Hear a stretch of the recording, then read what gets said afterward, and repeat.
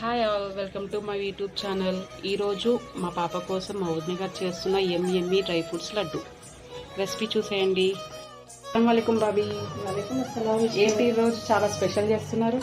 ఏం లేదు, మా కోడల కోసము పంజరి లడ్డు